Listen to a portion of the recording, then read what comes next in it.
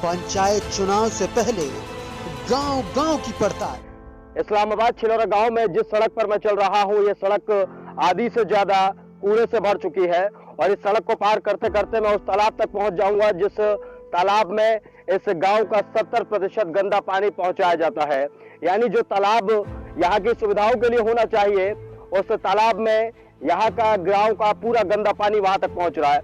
और दूसरी तरफ आप ये रास्ता जो मेरे साथ देख रहे हैं, ये रास्ता एक तरफ तो कूड़े से भरा हुआ है और दूसरी तरफ जब बारिश आती है तो ये रास्ता पूरे गांव के लिए परेशानी का सबब बन जाता है।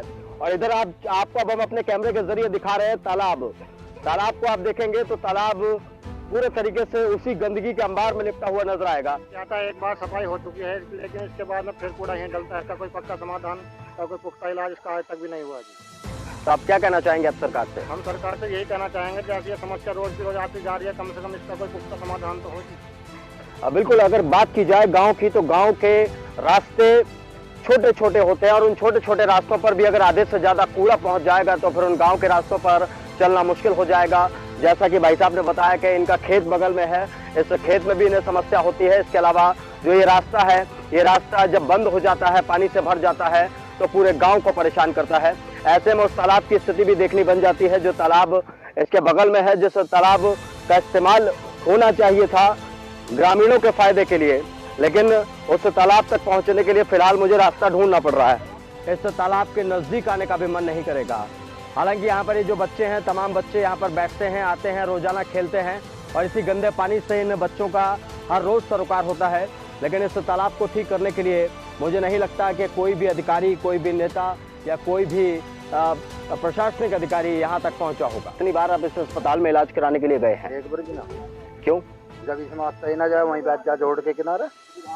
डॉक्टर्स आते हैं?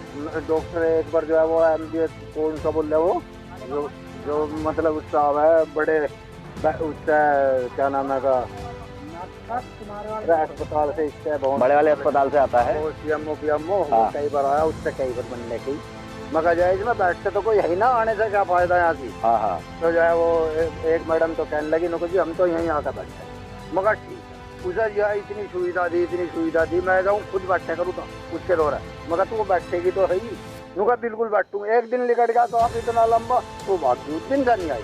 अच्छा, सांप निकल गया। अच्छा, एक चीज बताइए, क्या जब ये अस्पताल बंद था तो यहाँ के लोगों को अस्पताल के लिए बड़ी समस्या हो रही होगी? कहाँ इलाज कराने जाते हैं लोग? इलाज जो है अपना मेरठ ही जा भैया सब यहाँ मेरठ जाते हैं। तो कोई मतलब नहीं, गाँव में कोई व्यवस्था नहीं? कोई। ठीक। गांव में रोशनी पहुंचाने के लिए सोलर लाइटों का इस्तेमाल किया गया था क्योंकि बिजली पहुंचाना पूरे तरीके से संभव नहीं हो पा रहा था। लेकिन अगर ग्रामीणों से बात करने के बाद जो हमें पता चला वो ये बताता है कि ये लाइटें सिर्फ और सिर्फ खाना पूर्ति के लिए लगा दी गई हैं। ये जो लाइट जिनके घर पर लगी है वो बाबूजी इस वक्त मेरे सामने बैठे हुए। बाबूजी, ये लाइट कितने दिनों से जल रही है? ये तो काफी दिन से 6 महीने से बंद है। 6 महीने से बंद पड़ी है लाइट। तो जब ये लगाई गई थी लाइट तो कितने दिन तक जली थी? कुछ दिन। कितने दिन चली होगी? मुश्किल से 5-6 महीने चली होंगी। मुश्किल से 5-6 महीने चली। आपको क्या लगता है कि क्या ये जो लाइट यहाँ पर पहुँचाई गई ये भी भ्रष्टाचार के जरिए पहुँचाई गई? और क्या, इनमें से इतना हल्का पाइप है और लाइट जो है बिल्कुल ही गई गुजरी लगी हुई है। गांव में अगर और लाइटों की बात की जाए तो और लाइटों की पोजीशन क्या है, वो जल रही है या नहीं जल रही है?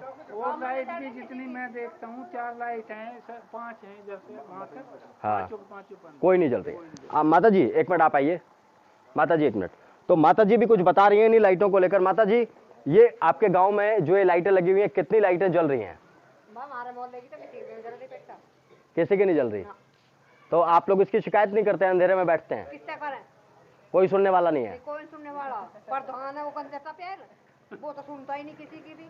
और जो नेताजी जो वोट मांगने आते हैं, विधायक सांसद, कोई नहीं सुनता किसी की। किसानों को कौन सुन रहा है? सड़क पे पड़े हुए उनको नहीं सुन रहा, कोई घरों में कोई सांसद विधायक कोई नहीं आया आज तक। भाई साहब चलो ठीक है। एक नाली के जरिए इस पूरे गांव के पानी की निकासी का काम होता है, लेकिन ये नाली जो है वो आगे जाकर एक खेत में मिल जाती है। ये भी भ्रष्टाचार का अपने आप में एक बहुत बड़ा नमूना है।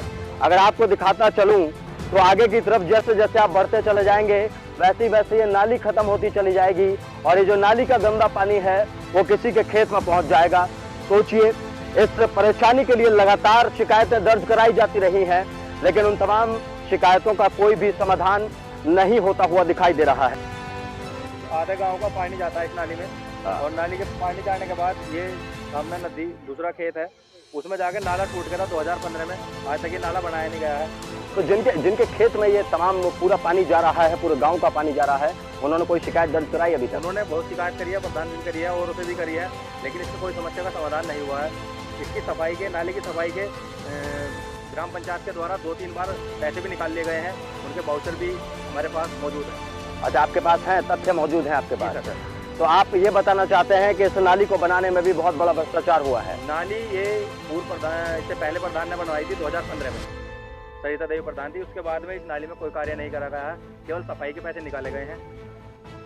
ऐन भारत की गांव यात्रा में पता चला है कि गांव-गांव प्रधानों ने विकास के नाम पर पैसा तो निकाला, लेकिन वो पैसा जनता तक नहीं पहुंच पाया, और इसी के बाद अब गांव-गांव में शंखनाद उठ चुका है। लोग अपने ग्राम प्रधान की शिकायत लेकर कागजों के साथ सड़कों पर निकल चुके हैं।